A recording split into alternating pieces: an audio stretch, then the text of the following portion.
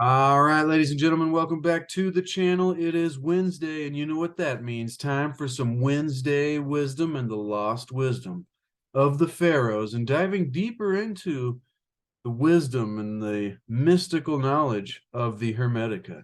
And it is a beautiful day out here, ladies and gentlemen, in northern Colorado. It is the 12th of April, and it is almost noontime for me, but we'll see what time it is for you joining me here in the premiere or rewatching this video in the future, because this is going to be a good one, ladies and gentlemen.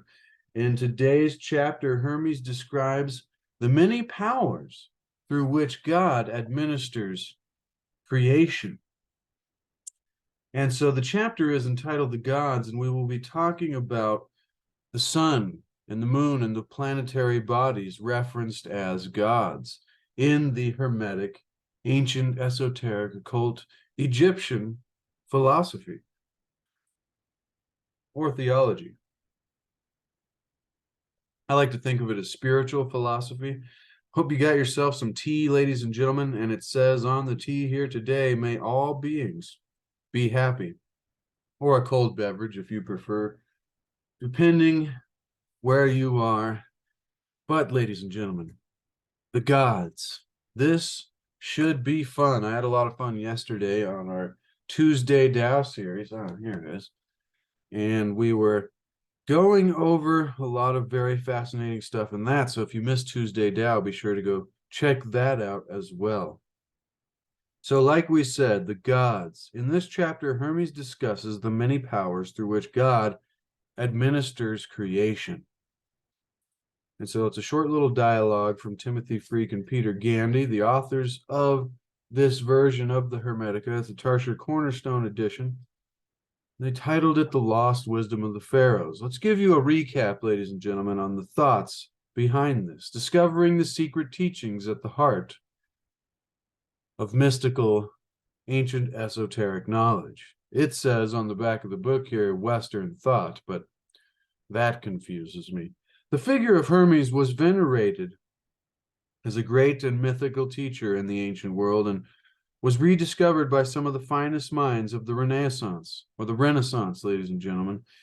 And we discovered that the Hermetica and the knowledge of the Hermetics and the Platonic and Stoic philosophies and many other philosophies that were considered paganism in ancient days by early Christianity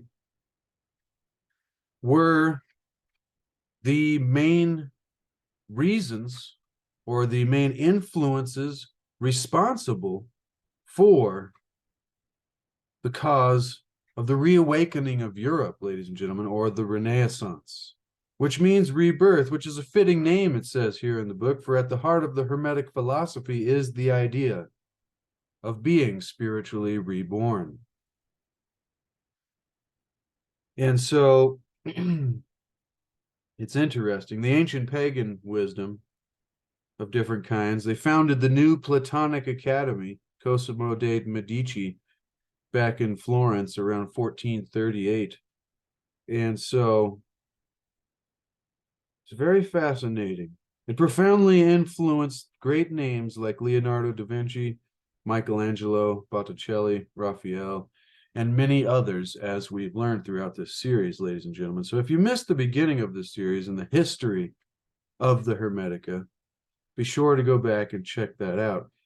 Even the poet John Milton celebrated the wisdom of Hermes, writing, "Or let my lamp at midnight hour be seen in some high and lonely tower, where I may out watch the bear, with thrice great Hermes, Orion's fair, the spirit of Plato, to unfold what worlds or what vast regions hold the immortal mind that hath forsook her mansion in this fleshy nook." Powerful. John Milton was a powerful poet and author that we read in the Wisdom of the Ages series on this channel, which started our Wednesday videos, showing up every Wednesday, trying to be consistent, ladies and gentlemen. And so, going back to where we are now and finding ourselves diving into the section entitled The Gods.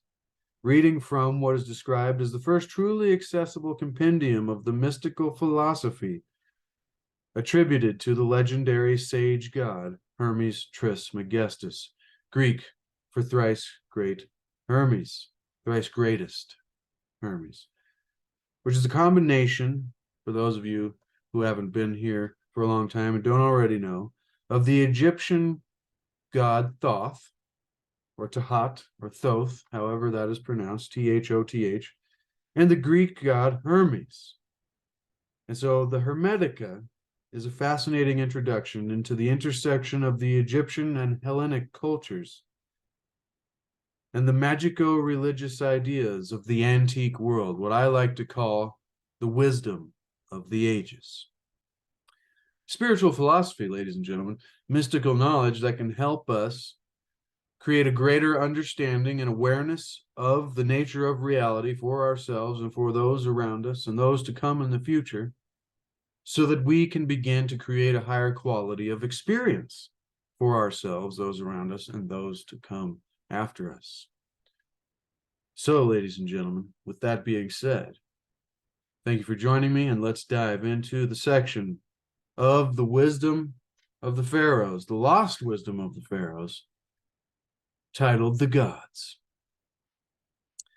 Once again, in this chapter, Hermes discusses the many powers through which God administers creation.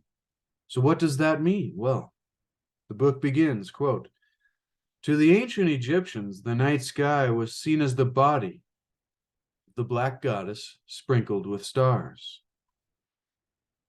In the Hermetica, she is known as the great goddess Destiny." And so think of this. We already have our first goddess. And so this is the backdrop of the night sky. The night sky was seen as the body of the black goddess, the great goddess Destiny, whose unalterable laws are written in the unchanging star fields of the constellations. And if we remember what Hermes said about the cosmos, because its motions are determined by unalterable laws, we went over this last week, which cause it to revolve eternally, so ever-changing but ever-changeless. And so, going back to what was being said here, the great goddess Destiny, whose unalterable laws, see, there's these natural, unalterable, universal laws we're learning. And it's coming up more and more often in this series, ladies and gentlemen. And so it's fascinating to take in consideration each of these laws. Now, they're written on the unchanging star fields of the constellations. Against the backdrop of these stars circle the planets, ruled by the great goddess. They administer her fate to all things upon earth. I'll read that again because that's deep and profound, and it means a lot. Against the background of these stars that is on the body of the goddess Destiny, in which the unalterable laws are written in these unchanging star constellations. Important to note there, unchanging star constellations. Fields, see, it said star fields of the constellations, so that could be taken differently than simply star constellations. However, continuing, against the background of these constellations that contain the unalterable laws of destiny, see, this is deep and powerful, ladies and gentlemen, circle the planets, ruled by the great goddess of destiny, and so they administer her fate to all things upon earth. If you're getting value, consider subscribing, and also consider expanding the link and getting this for yourself to put on your shelf. Put on your shelf, ladies and gentlemen, so that you can follow along and do what Hermes said all the way back in the very first vision of Hermes. called The Prophecies of Hermes, where he described the nature of pure philosophy. Sorry, the vision of Hermes was after that. He says, pure philosophy is spiritual striving through constant contemplation to attain true knowledge of Atum, the one God, or the universe, or reality, where we find ourselves, ladies and gentlemen, because Atum is just that. It is reality. It is the force. It is the source. It is God. It is everything. It is the Tao, nature, and harmony.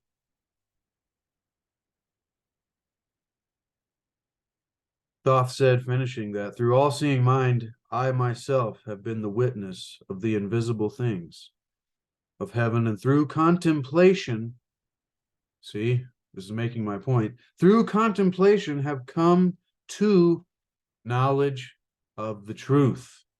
This knowing I have set down in these writings. And so, in last week's writings, he said a great sentence, yet there is an even deeper understanding, like there always is. So for us who are able and willing and out here practicing the art of constant contemplation through spiritual striving to understand the true nature of reality, in order so that we can increase the quality of our experience here, and do that for everyone, hopefully for all of the environment, considering that we're in this field of God, so that maybe instead of just helping ourselves and people, we can help all of reality. That's a thought.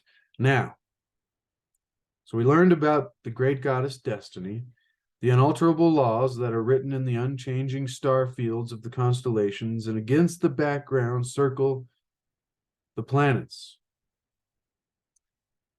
And so although, the book continues, the constellations of the stars contain the destiny of everything, the 5 visible planets and the sun and moon are forces which administer this destiny.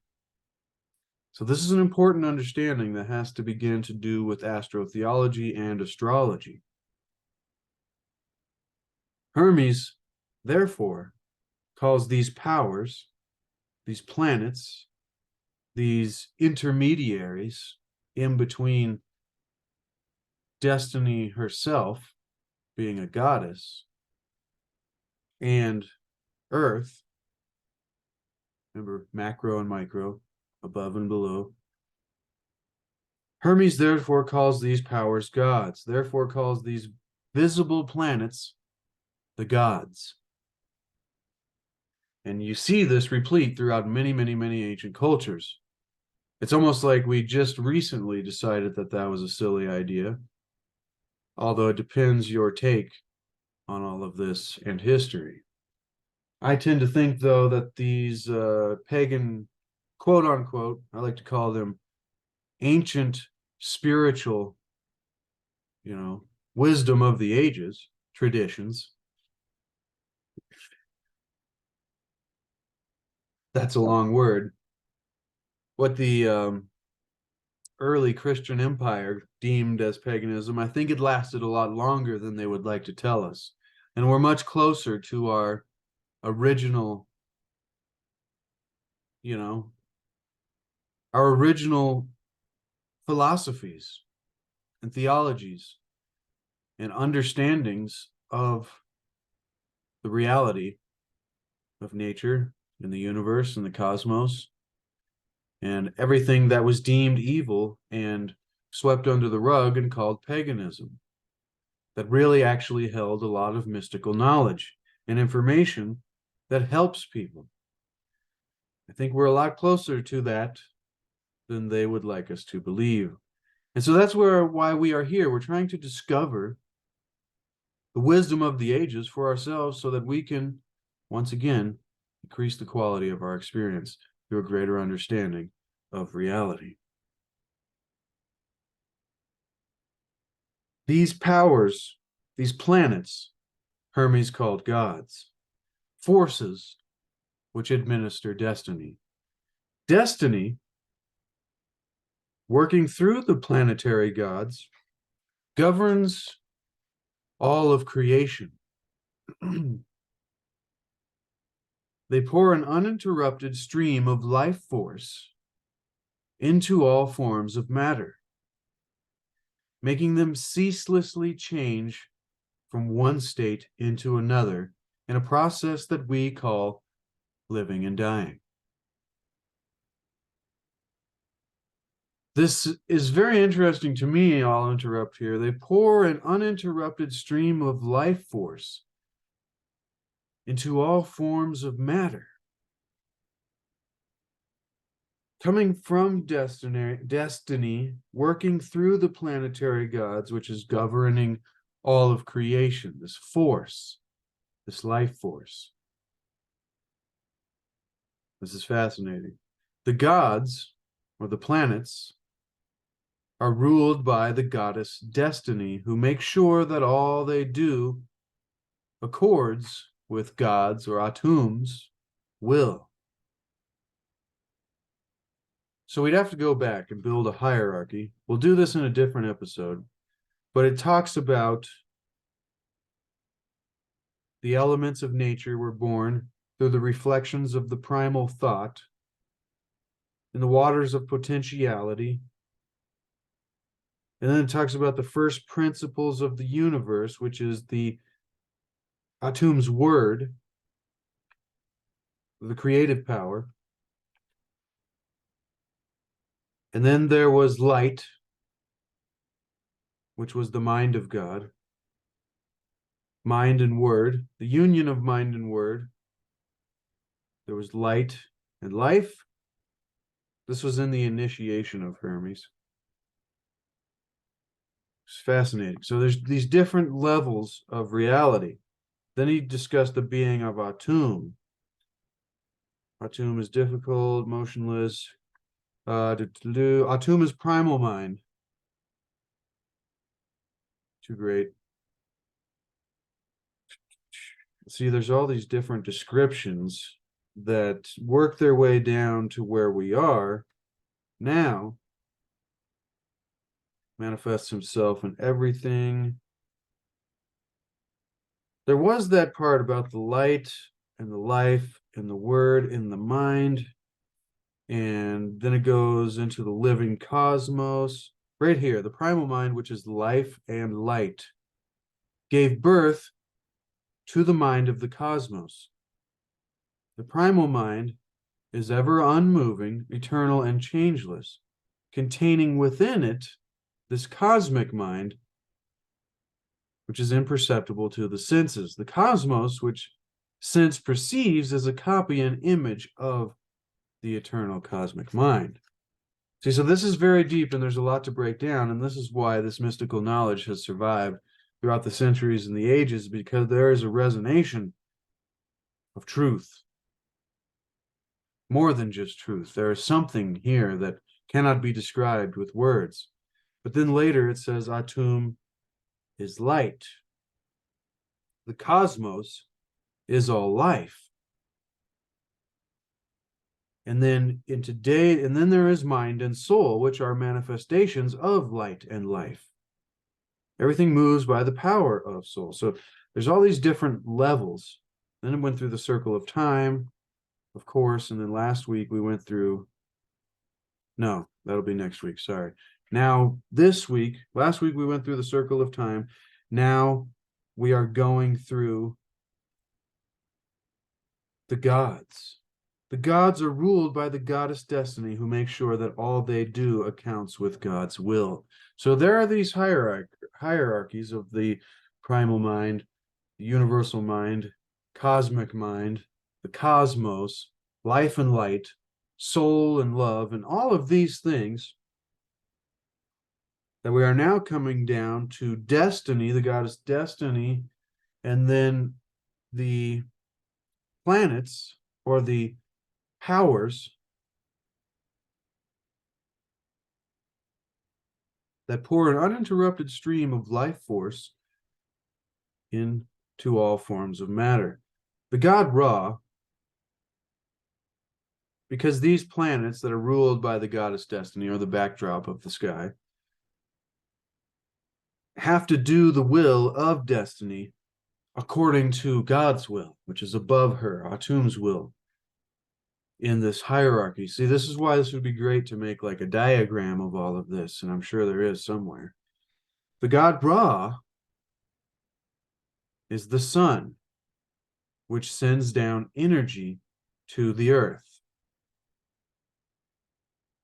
whilst God, while God is the hidden light which cannot be seen with the physical eyes because it is pure energy. Ra is the visible light placed at the center of our solar system. The sun is an image of God. So just like we said a minute ago, just like the cosmos is, because the cosmic mind, which is imperceptible to the senses, so just like this light, which cannot be seen by the physical eyes, which is God, in its pure energy form, Ra is the visible version of that, micro, macro. So right here, while the cosmic mind is imperceptible to the senses, like the pure energy form of God, the cosmos, which sense does perceive, is a copy, an image of this pure energy light God. So Ra is a copy, an image, like a reflection in a mirror, it says. I'm paraphrasing this from a previous section called The Living Cosmos, where he talks about similar concepts. So I don't know if that concept, the mirror and image, directly applies to this understanding of God, the sun God, and Ra, but it seems to be the same description here. And I, once again, disclaimer, I'm no master in any of this. I'm just studying as far as I have here and what I've read on my own time and meditated on and constantly contemplated on and thought about. But this has been a pursuit of mine for many years, probably close to 10 years now, ladies and gentlemen, on what I like to call a spiritual journey. But you can see most of the things that I've been through. There's power versus force, the eye of the eye, transcending the levels of consciousness. I still can't believe I read those. They're long, dense books, ladies and gentlemen, but some Wayne Dyer there and a few other things. Starting to transfer from my other shelf back there over to here so that I can say, if you want to get this book for yourself, to put it on your shelf, expand the description below the video and be sure to do so and join me along in this journey of mystical, esoteric, occult, which just means hidden, or for the select few, wisdom and mystical knowledge of the ages, the lost wisdom of the Pharaohs, ladies and gentlemen. If you're getting value, consider subscribing. And if you're already subscribed, then thank you. Pat yourself on the back and be sure to check the bell and make sure you're getting all notifications. Now, let's finish up this little dialogue here from Timothy Freke and Peter Gandy, and then we will get into the words of Thoth, or Hermes, Hermes Trismegistus, thrice greatest. Now, I'll read this a little bit again. The god Ra is the sun which sends down energy to the earth, whilst God is the hidden light which cannot be seen with the physical eyes because it is pure energy. Ra is the visible light placed at the center of our solar system. The sun is an image of God. As God gives life to the whole universe, so the sun gives life to the animal and plant and mineral kingdoms of the earth. Fascinating. The light of the sun nurtures nature in the same way that the light of God nurtures our souls. This is very fascinating. I showed you this a couple times on this series. I did this painting back on 11/11 of 2021, ladies and gentlemen. All it's missing is the magician here. I call it the magician before the magician. If you'd like one of these, I can paint plenty more. And so I believe I have my email link below. But see, we have ourselves the plant. Supposed to be an animal like an elephant over here, and then two human beings with the positive, negative, negative, positive polarities. And then we have each of the elements coming down. We have the sun and the moon and the Akasha principle. And then we have the mineral kingdom over here in the rocks, ladies and gentlemen. But that is a good little reference, I think, that I enjoy when we're talking about these kind of things that was just described there. The sun giving life down to the plant in animal kingdoms, or it says the animals and plants are on earth. And this sun that is giving life to us here on the earth is an image, or, like that old saying, God, we were made in the image. There's something about this idea of in the image, or a non-visible thing being represented in a visible thing as some kind of mirror image, as above, so below, micro, macro kind of thing. It's very fascinating. So just as the sun gives life to all of the earth,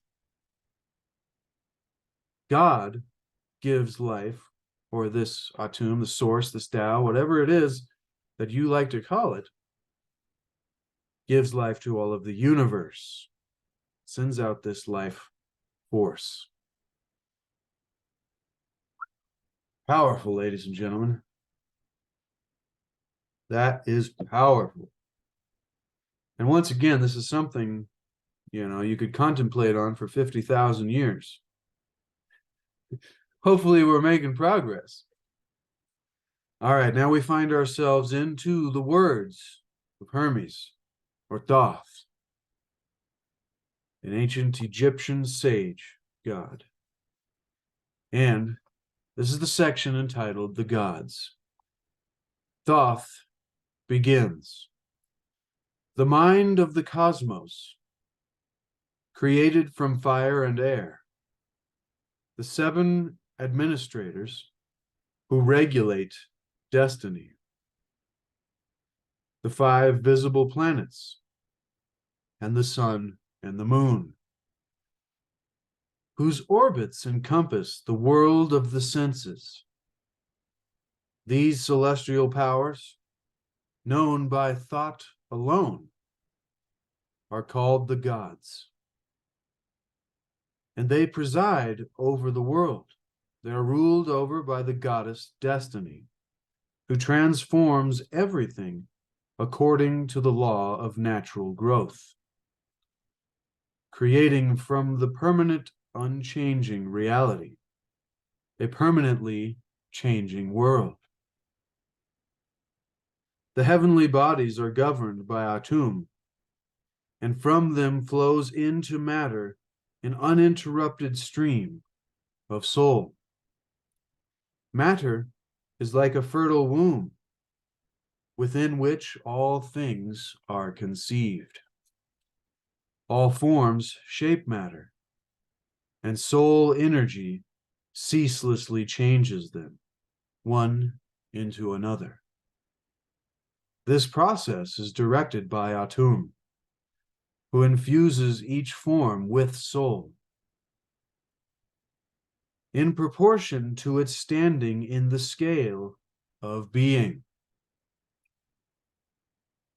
The earth is the storehouse of all matter, which it donates, and in return it receives life from above. Ra, the sun, unites heaven and earth, sending down energy from above and raising up matter from below.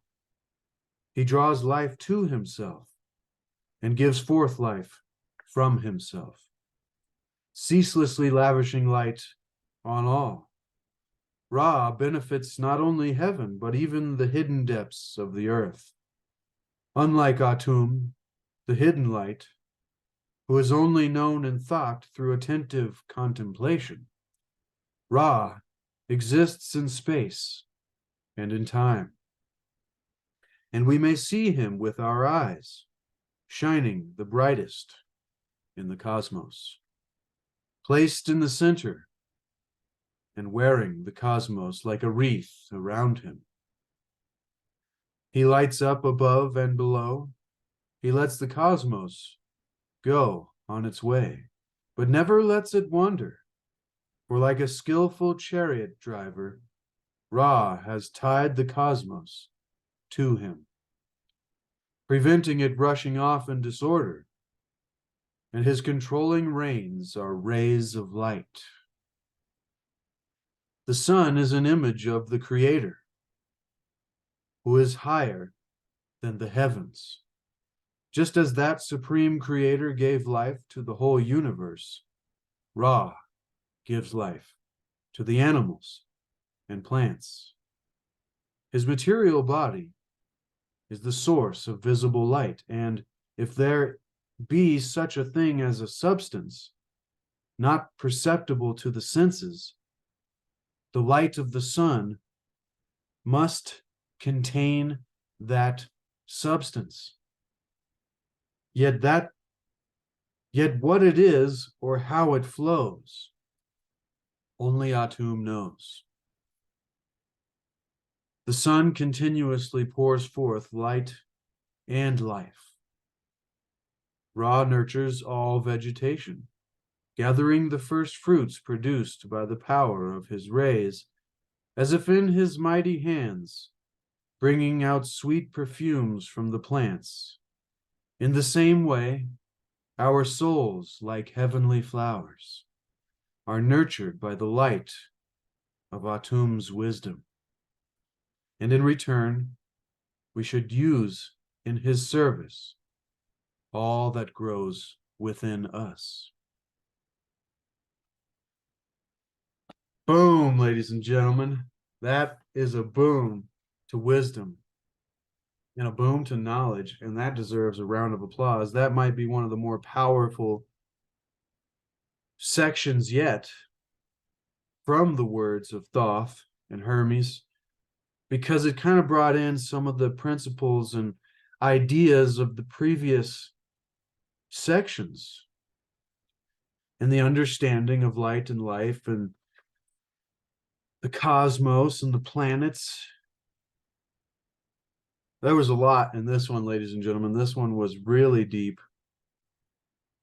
Especially, I love that bit there in the end, the poetry of Thoth or Hermes, saying that Ra nurtures all vegetations,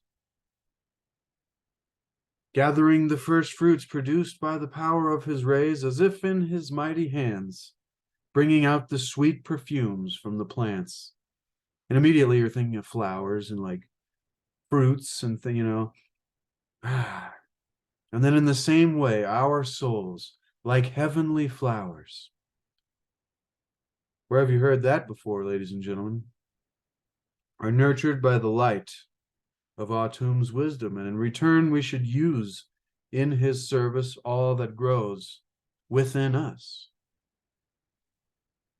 Wow. Talk about some beautiful stuff there, ladies and gentlemen. That was powerful. So let's run through this section here, just so we can see what comes out of the Akasha, what comes out of the ether into our mind to try to relate to you from these translations of the writings of Thoth and Hermes. Take a deep breath. Contemplate, ladies and gentlemen. Even meditate if you need to. And now, the gods.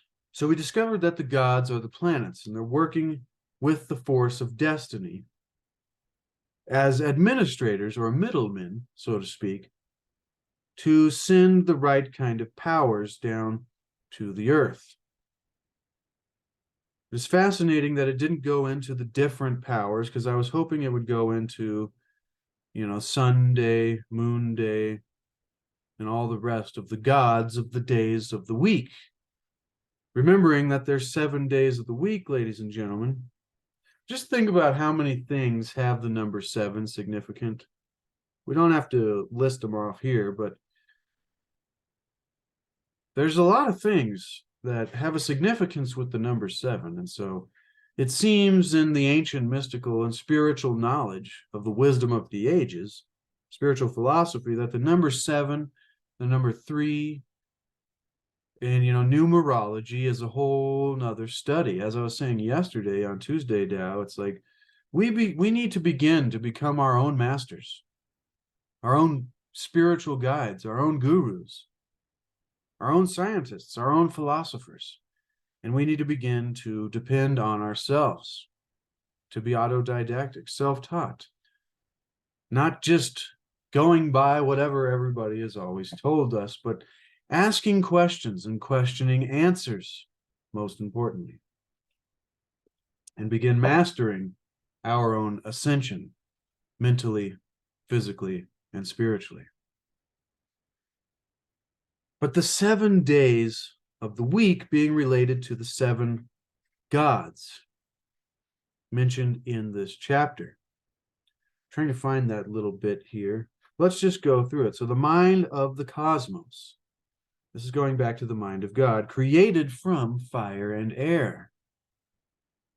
So we haven't gone into the mysteries of the principles of Hermetics. Some people call these studies of the elements by different names. I'm just going to keep to calling it Hermetic philosophy, spiritual philosophy. If you want to take it in a different direction, that's on you. But these principles of fire and air, I think, being the first that were created. Let me switch my bookmark there. We're going to have to go into the initiation. You can see where I got that image of Hermetics, or initiation into Hermetics. Okay, the principle of water, the principle of air, principle of fire. It had already been mentioned that the Akasha, or principle of ether, is the cause of the formation of the elements. According to the Oriental writings, the first element to come out of the Akasha is Tejas, Tejas, or the principle of fire. So the Akasha is the ether, the Tejas is the fire. Anyways, this is in accordance with the Hindu system. So see, this wisdom goes all over the earth, ladies and gentlemen. And so, anyways, with that being said, I'm trying to keep it simple because some people can take this different ways, and I'm just trying to be a spiritual philosopher. According to the Oriental writings, yes, principle of fire. And so this element, as well as the others, is effective not only on our physical plane, but in everything that has been created. So this non-physical reality that we were just talking about, with God being the light, and then Ra being the visible image of that light. Even the Bible begins with the words fiat lux, or let there be light. And so at the beginning of any creation, this is what is being said here in this book, The Initiation into Hermetics by Franz Barden. There is fire and light in the beginning of any creation. The fundamental attributes of the fiery principle, of course, are heat and expansion. And okay, I wanted to get into, because it was just talking about there. I'm going to keep my finger there. We're going back and forth here, ladies and gentlemen. And it was saying that the mind of the cosmos created from fire and air the 7 administrators who regulate destiny. So those 7 administrators being the 7 gods, and also the 7 visible planets, which relate to the 7 days of the week. And so if there is an influence or different characteristics to each of these gods, ladies and gentlemen, then there might be different characteristics to each of the days of the week, and the feelings and the emotions and the experience that we have related to each of these administering powers of destiny. And so the principle of fire comes first out of the Akasha. The Akasha is the creative principle, pretty much just the mind, like the mind of God versus the cosmos. This is fascinating. The principle of the water. In the previous chapter, we became acquainted with the coming into being of the attributes of the positive element of fire. So fire and water, positive, negative. The opposing principle of water. Just like fire, this principle came into being out of the Akasha. Okay, so see, the reason I'm doing this is I'm trying to figure out, because it just said the planets came out of fire and air, out of Atum, right? This is us studying together, ladies and gentlemen. The mind of the cosmos, so Atum, pretty much, a part of Atum, created from fire and air the 7 administrators who regulate destiny. So fire, water, and then air. Fire as well as water are active in all regions in accordance with the law of creation. The fire principle cannot exist by itself, but must contain within itself an antipole, the water principle. These two fundamental principles, fundamental elements with which everything was created. So that brings us to the principle of air, because we're trying to understand fire and air here and how they created the planets. Another element that originated from the Akasha is the element of air. Initiates, it says, do not consider this principle as a true element, which is fascinating. Instead, make the concession of giving it its place as a mediator. Once again, this middleman idea, just like the planets are the mediator of the force of destiny in its different forms, coming through the 7 administrators, what it was saying there, right? The 7 administrators who regulate destiny. Now, this might be kind of deep for some, but as you can tell, I've been thinking about this for a while, and this is very fascinating to me. I feel like we might be getting somewhere. If you're getting value, leave me a comment. Let me know what you think, because this is fun, ladies and gentlemen. So it's a mediator. It's a middleman, just like the planets are. And the planets were made from fire and air. So fire being the expansive, creative principle, and air being an intermediary between the fiery and watery principles, whereby the air principle establishes a neutral equilibrium between the active and passive activities of water and fire. All created life was set in motion through the reciprocal action of the active and passive polarities of the fire and water elements. I'm trying to see if there's anything that can give us a hint towards this bit about being the planets being made from fire and air. Elements we're not dealing with common. Yes, of course. See, this is for the people who are maybe not so quite deep-minded here. He says, I would like to add, Franz Barton, I think, whoever wrote all of this, that if you're thinking of these principles as common fire, water, and air, which are actually only aspects of the physical or material plane, you're not getting what we're talking about here. You're missing the mark, so to speak.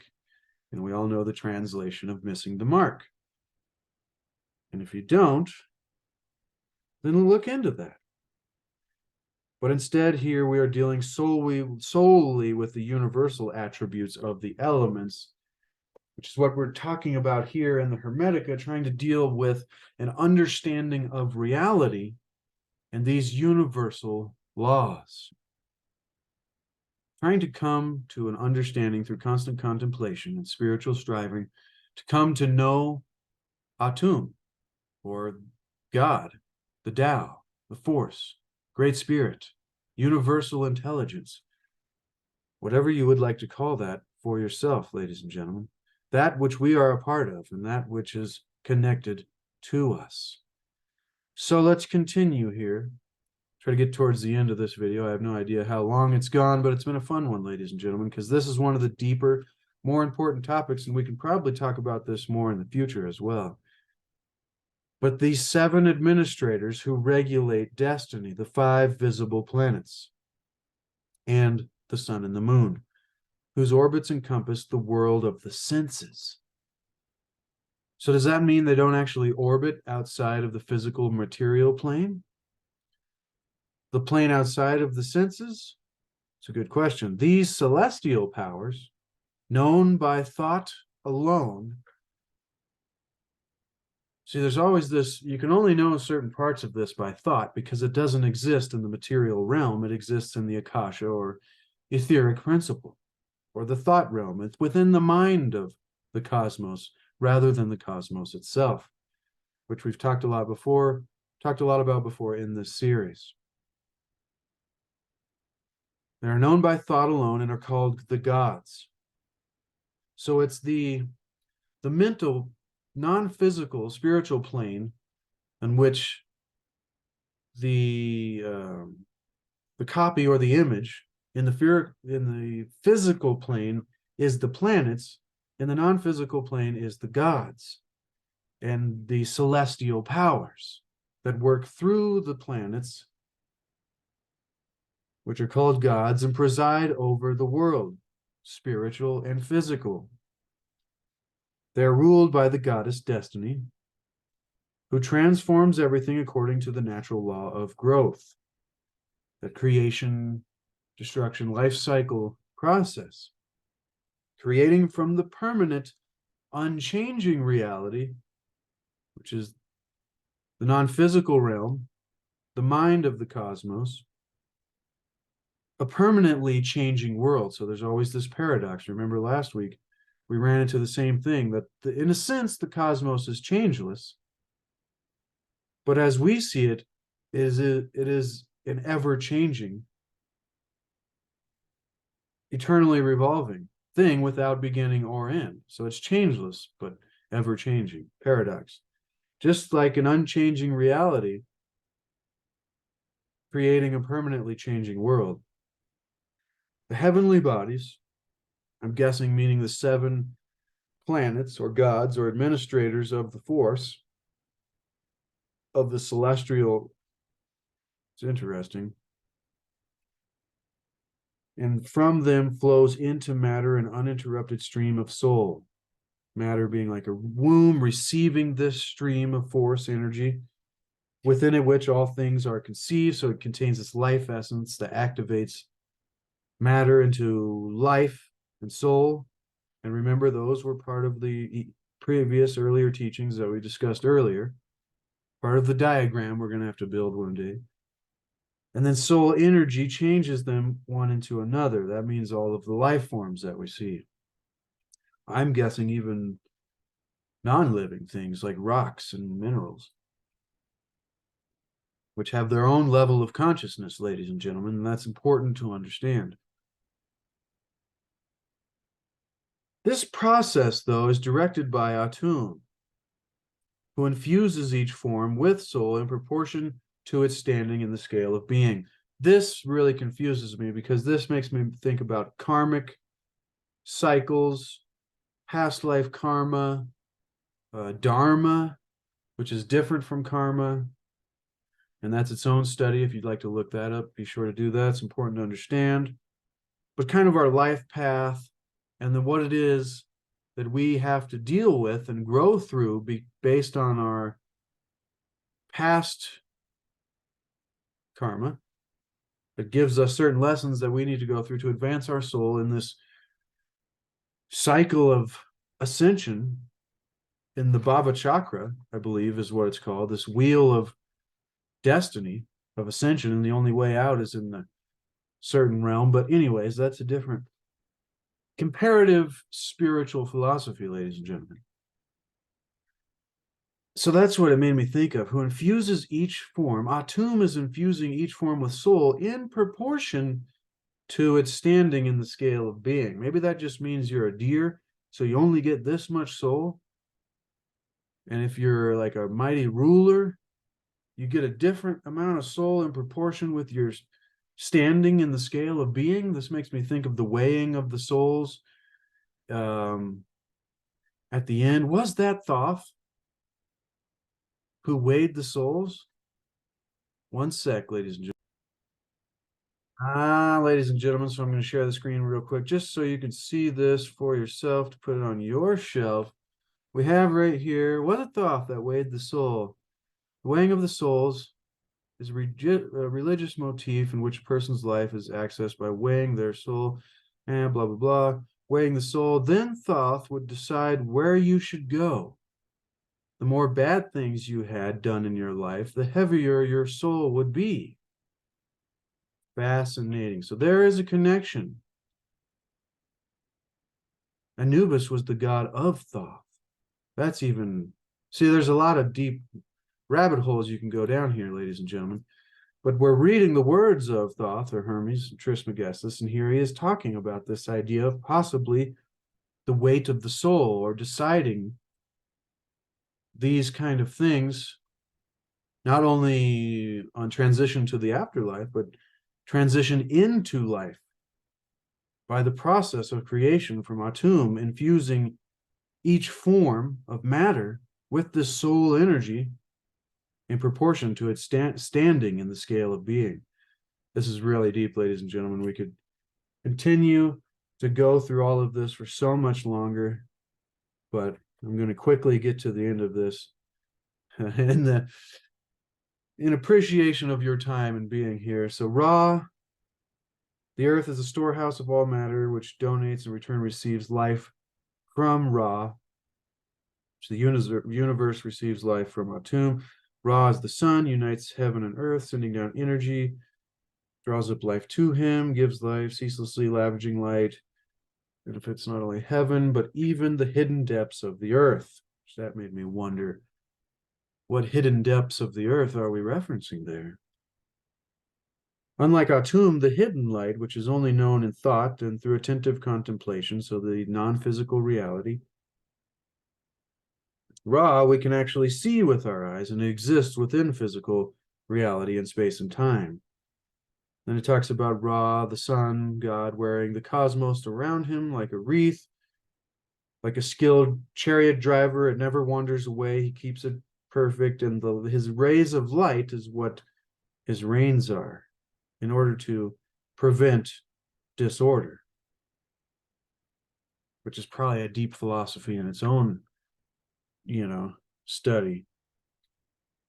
So this image of the creator, just as the supreme creator gave life to the whole universe, life comes from Ra, the sun god, to the animals and plants. So really focused on the sun here in this one. And so I'm wondering if we'll get further into the other planets later, ladies and gentlemen. But with that being said, in next week's Wednesday Wisdom, it says in this chapter, Hermes summarizes his teachings on the way in which God creates and maintains the cosmos and all it contains. We've been talking a lot about creation, but as you can see, there are different avenues and different ways to describe that. I have no idea what I'm going to title this video. A description of destiny and the gods by Hermes. I don't know. It's so hard to come up with a name for these, ladies and gentlemen. But let's finish with this. Gathering the first fruits produced by the power of his rays, Ra nurtures all vegetation as if in his mighty hands, bringing out sweet perfumes from the plants. And in the same way, our souls, like heavenly flowers, are nurtured by the light of Atum's wisdom. Powerful, ladies and gentlemen. That's a boom to knowledge, and that is a boom to wisdom and the lost wisdom of the Pharaohs. I'd like to thank you so much for being here with me and Timothy Freke and Peter Gandy and Thoth, Hermes Trismegistus. And this was a fantastic one, ladies and gentlemen. Remember, Seek to achieve and maintain happiness through enlightenment, through a greater awareness and a greater understanding of the nature of reality and the world that we find ourselves in. And seek to discover the wisdom of the ages and the mysteries of our history. And also remember to make happiness the way. There is no way to happiness, it is the way. And when we are able to get that and understand that, then all the things that we've been striving for and telling ourselves, oh, I'll be happy when I get there, become irrelevant because we already are there. And then hopefully the entire journey is wonderful. All right, I love and appreciate all of you. Thank you so much for being here in the premiere or watching the video later. Be sure to leave me a comment and let me know what you think. Smash the like button and consider subscribing. Share this with somebody who's like-minded, because that helps more people receive the wisdom of the ages. And also be sure to expand the description below the video, ladies and gentlemen, and get this book for yourself to put it on your shelf so that you can join me in this journey of pure spiritual philosophy. And also you can find a link to my Etsy shop and my landscape paintings, as well as a link to C60 Purple Power, the most powerful antioxidant known to man. Give yourself the gift of health, ladies and gentlemen. All right, love and appreciate all of you, and I will see you next week on Tuesday Tao and Wednesday Wisdom, the lost wisdom of the Pharaohs, as we will be discovering more on our journey to increase the quality of our experience by a greater understanding of reality. And so be the change you want to see, ladies and gentlemen. Be the example. No, no, no, no, no.